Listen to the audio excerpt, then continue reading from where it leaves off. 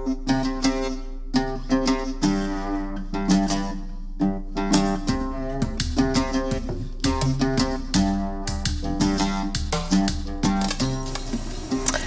वालेकुम, मैं हूँ आपकी होस्ट मशूदा सैयद और आज जो हमारे गेस्ट हैं वो हैं ह्यूमन कंसर्न इंटरनेशनल के So today we'll be having Human Concern International, which is the first Muslim charity in actually Canada. So today we have our special guest, Mahmuda Khan, who's the CEO and also the Director of Programs, Iftikhar Sheikh Ahmad. So let's meet our guests. So Assalamu alaikum, how are you, Mahmuda? How are you, Iftikhar?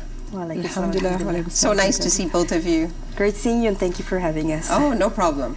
So I'm anxious to learn more about HCI. I'm sure the viewers are as well. So I like to always just start off. I know you're the CEO. So do you want to just start by telling the little bit of a history, like how it all came about, how it started? Absolutely, and I love this story. It's one of my favorite. That's great. So Human Concern International was founded in 1980 by a few community members, just like any of us here. They wanted to do something for the Afghan refugees that were fleeing and seeking refuge in Pakistan. And how it started was just a few community members coming together, going door to door, talking with their friends, family, neighbors, collecting donation clothes, and helping the refugees in Pakistan. From that, in 1980, now 45 years later, it's our 45th year anniversary, actually on February 11th.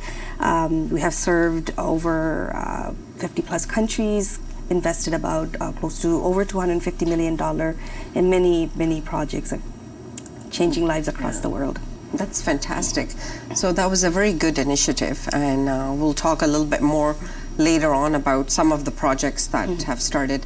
So Iftikhar, since you're the Director of Programs, why don't you tell us briefly about some of your international projects as well as some of the local projects. Let's start off with the local projects because a lot of people don't actually know what HCI does locally in their own communities, right?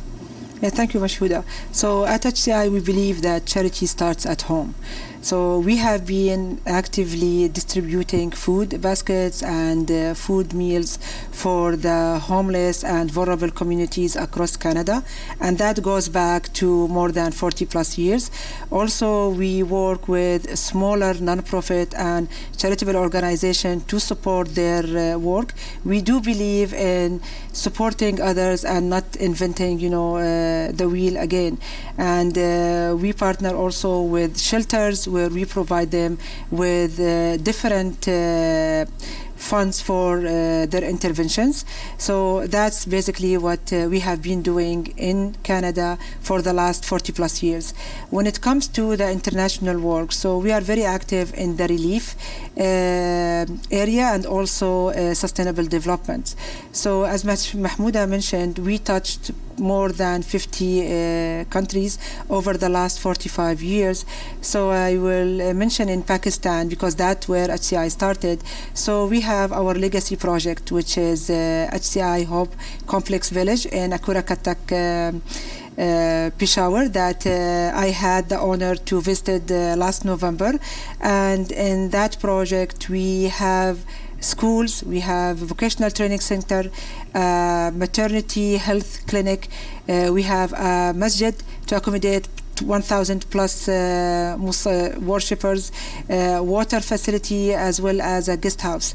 And just to show you the longevity of the work that we do and the impact on the lives of the people that we serve, I met one of the teachers who himself graduated from the school and has been serving as a teacher there for more than 2 decades. His principal was a student of his, and now he is the principal of the school. So that's just, some of the people that we helped over the years to improve their lives.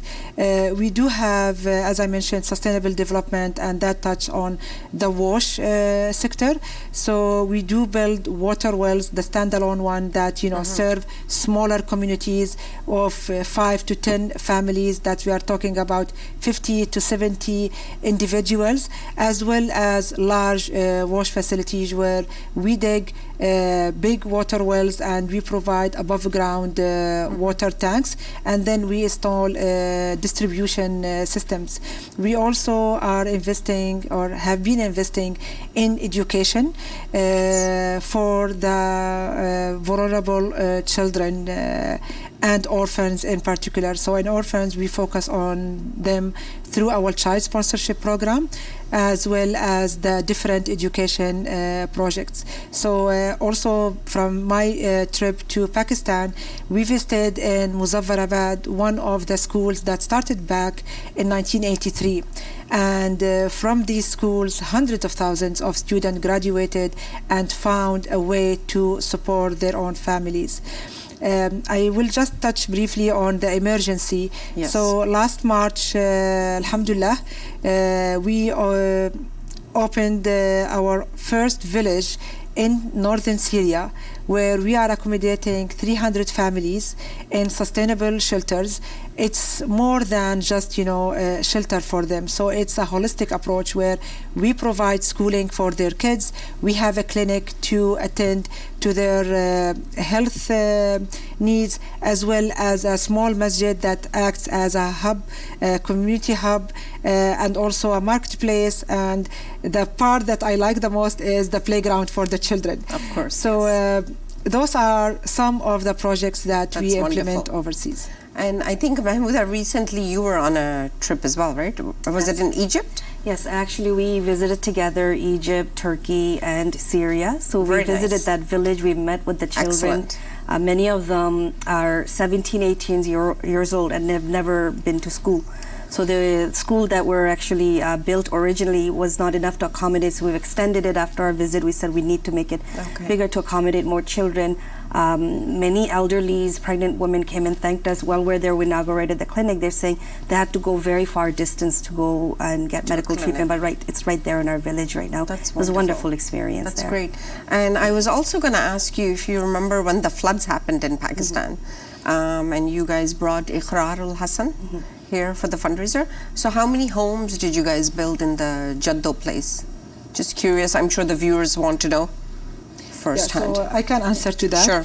So we built around 140 houses, and I got the chance to visit some of these structures or the houses that we built for the families there.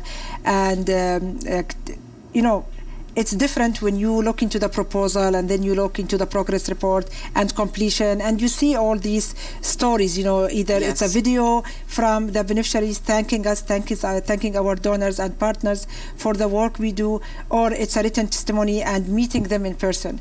And just, hearing from them and witnessing it firsthand, it's a different feeling. It just empowers us to continue doing what we do.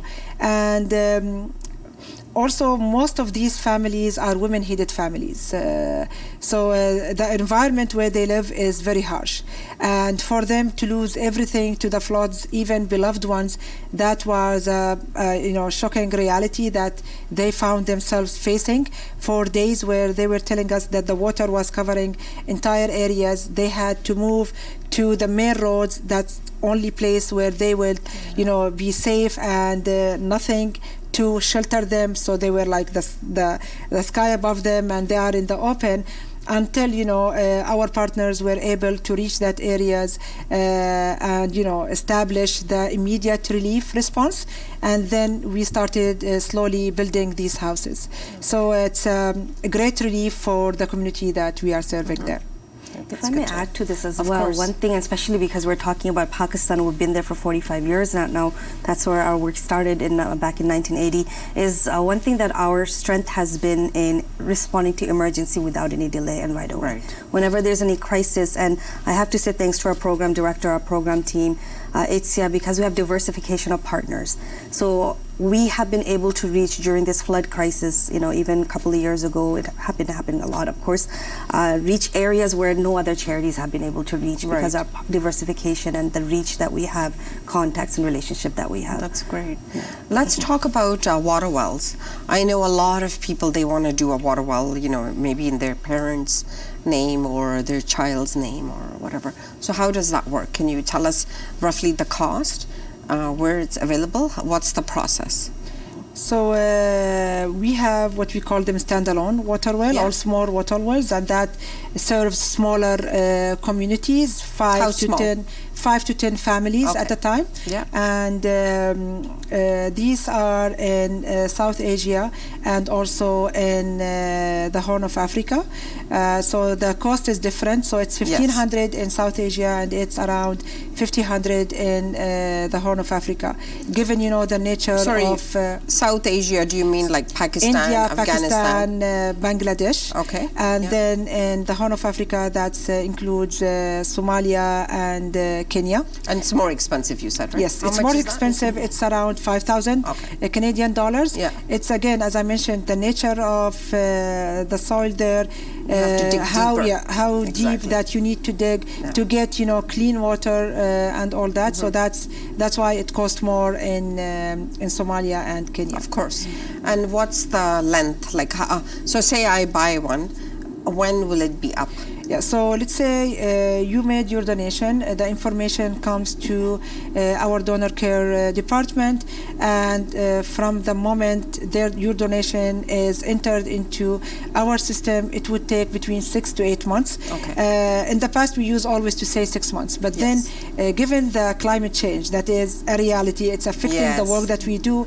So we just add these 2 months to accommodate to any challenges or natural disasters that may hit the areas where we work. And then you'll provide me with the full report, the location, if I ever want to go visit it in the future. So you have the chance to add a prescription, as you mentioned, like if you are doing like this as a sadaqah jariyah on behalf of your deceased parents or, you know, beloved ones. Even sometimes it is still sadaqah jariyah for your beloved one that are still around. So we add that there, and we do official inauguration of that water well, where we send you a video of that and some pictures as well. That's wonderful.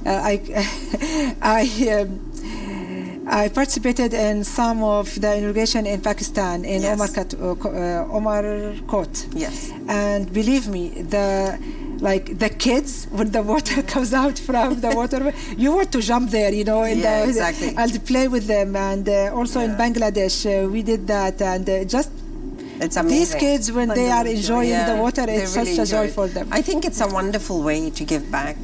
You mentioned that it's 45 years anniversary. So do you have any special plans? Are you guys celebrating? What are the special plans? Can you share some? Absolutely. I mean, you know, we always remember what our founding member had told us. That our only purpose when we started this organization was to help people. So it always going back to being in service to our humanity, being in service to community. And as she said, charity starts at home. So there is special project that we will be inaugurating on the day of our anniversary, which is a food bank right here in Ottawa. Because just like 1 in 4 families, a couple of years ago, it used to be 1 in 7 families in Ottawa needed access to food bank, but now it's 1 in 4 families. Crises are going up, and with the recession, with all the recent economy, we don't know what will happen. Definitely there's dire need for it. So that's one signature project. And this food bank is not just providing food. There will be a lot of family, youth, senior activities, community development, skill development activities. So it will go on. So that's definitely one of our plans that we're very excited about, because charity does start at home. Internationally, obviously, we're looking at a lot of sustainable projects, because our strategic mission is moving communities from crisis to sustainability. So all the projects are being revamped right now and revised right now to see if we need to scale down. Instead of giving food baskets to 100,000 families, if you could do sustainable project for 100 families instead, how can we do that? So that's also being looked at in the lens. We're also looking, adding to what she said, there are a lot of local organizations like Sakina, NISA, Dean, Smile, so many of them, NZF, Ottawa Food Bank, Hope Mission, so many across Canada. They're doing a wonderful job. So we're looking into strengthening our partnership with them to scale up the work and serve more people and give back to the community. So again, it's all about serving human in our community. That's great. And I was going to ask you, a lot of people actually don't know about some of the local projects. Let's take Ottawa, for example, and Toronto. In the winter, what you guys do, it's the winter kits and the food packs, right? Do you want to just tell us a little bit about that. These are some of the seasonal projects that we have been doing over the years. So during winter, we distribute winter kits for mostly the homeless. We reach out to them. How many would you say you distribute? So I think this year we distributed around 2,000 packs across Canada. And also, as I mentioned at the beginning, we do distribute either, ready-to-eat meals or cooked meals for the homeless. And also we reach out to the vulnerable communities.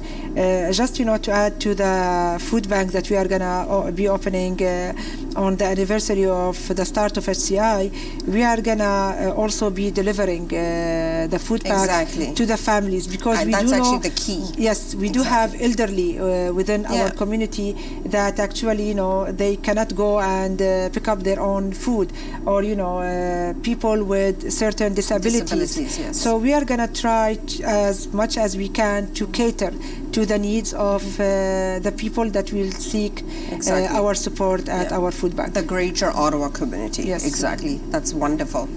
And you mentioned that, that's opening on the 11th, on the anniversary.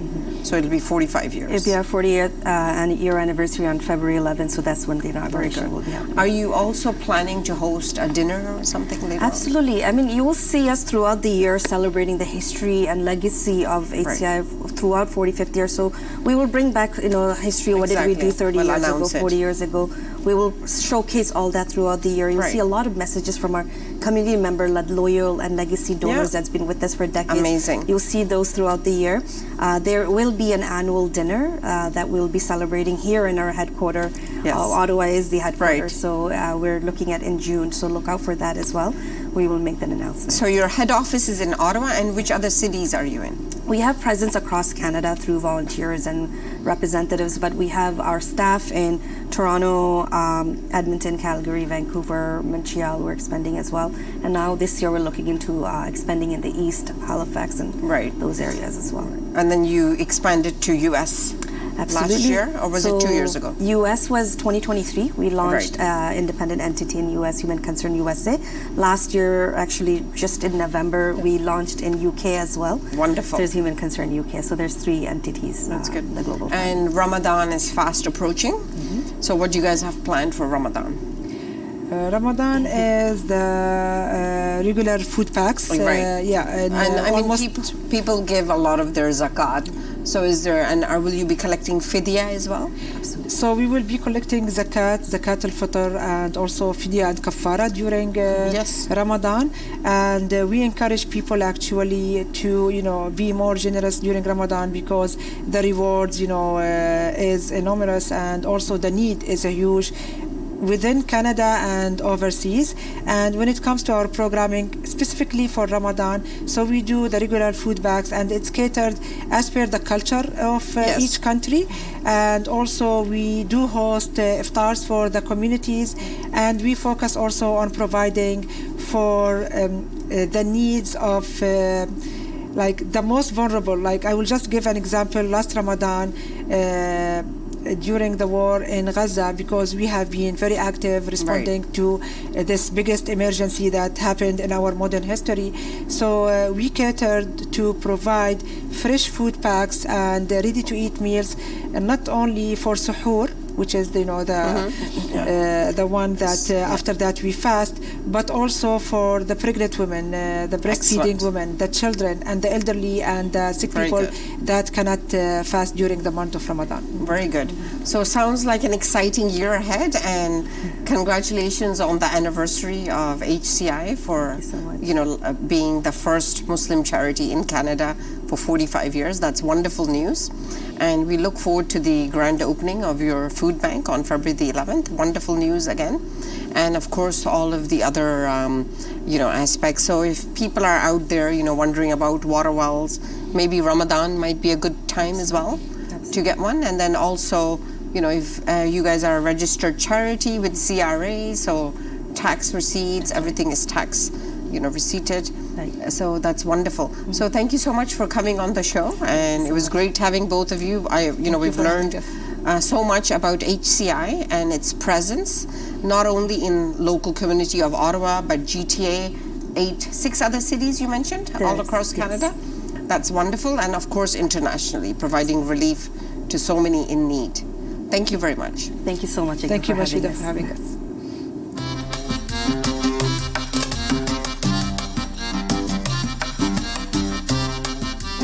तो आज हमारे special guest थे HCI की CEO और director of programs.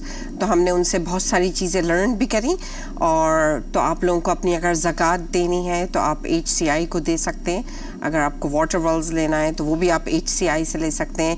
अगर आपको किसी बच्चे को स्पॉन्सर करना है, चाइल्ड स्पॉन्सरशिप, तो वो भी आप HCI से ले सकते हैं. सो दे आर रजिस्टर्ड चैरिटी, तो इनको ज़रूर सपोर्ट करें. और ये लोग बहुत अच्छा काम वर्ल्ड वाइड कर रहे हैं और लोकली भी कर रहे हैं. तो उम्मीद है कि आज का प्रोग्राम आपने सब ने एंजॉय करा होगा. हमने बहुत सारी चीज़ें लर्न करी. तो पाकिस्तान जिंदाबाद, Pakistan पाइंदाबाद.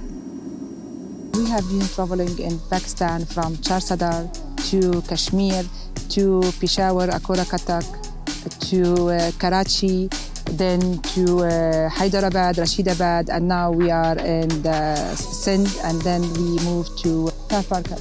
So from education to health to water for life to shelter for the flooded areas. Very impactful outcome of the project that we have been implementing for the last 4 decades in Pakistan. In fact, we have visited the groundbreaking project of HCI in Pakistan. That's our HCI Hope Village complex in Akora Katak village, where we still until today are working with the Afghan refugees. With our partner IDEA, with the Deaf Reach School, we met with one of the students that he ranked second in the national exams. In other schools with Reed Foundation in Kashmir, Muzaffarabad, the teachers are some of our students there. We met with the women that actually are heading their families and benefiting from the water wells that we are building. So in order to have a successful approach and really to break the cycle of poverty, everything is connected. Every type of intervention leads to another one. But the core, the start is the education. If we provide the communities with access to adequate education, we make sure that they are successful in their future lives.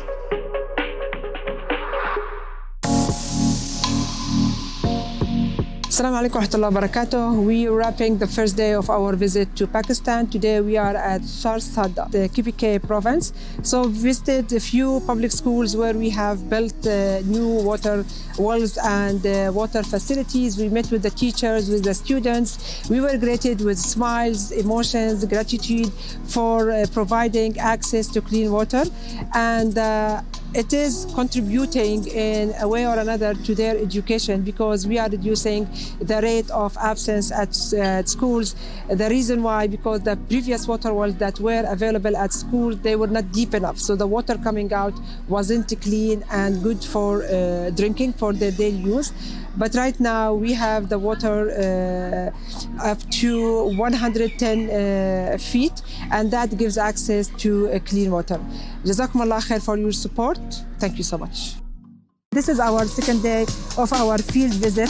We did not actually, anticipate what we were going to see at this Human Concern International complex of schools. We were greeted with big smiles, with ambitious students, brilliant minds, some activities that the kids really worked hard to prepare for us. And also part of today's activity was the child sponsorship winter relief distribution, where each child received winter kit items. Mashallah, I'm just not finding the exact word to describe how beautiful the community here within this school. We also heard some of the success stories, where some of them are doctors, others are, police force, and so on and so forth. So this wouldn't have happened without your support.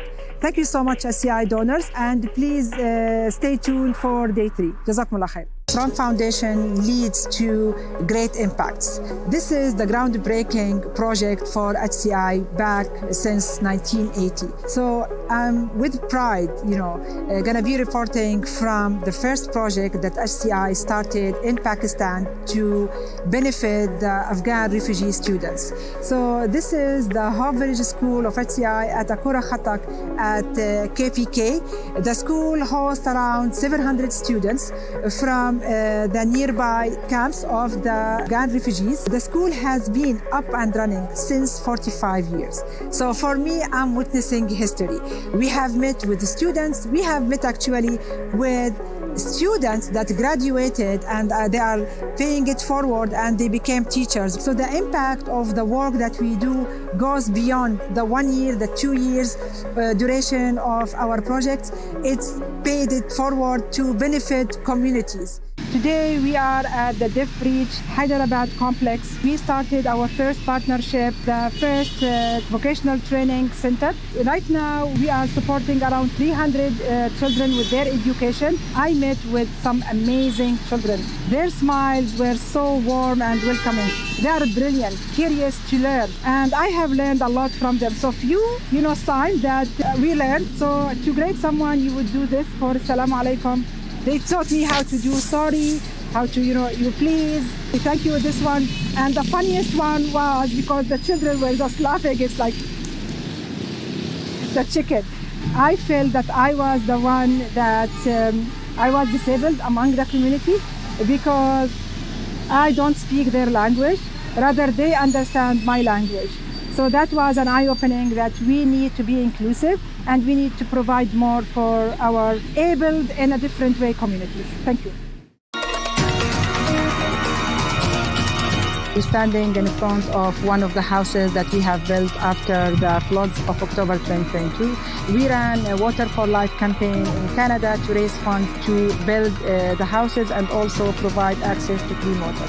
So in this region where we are, we have 40 homes out of the 100 homes of the villagers. The homes that we built are very simple, 2 bedrooms, 1 washroom and 1 kitchen. It does provide privacy. The families are very thankful with the little that they have for the support that we provided them.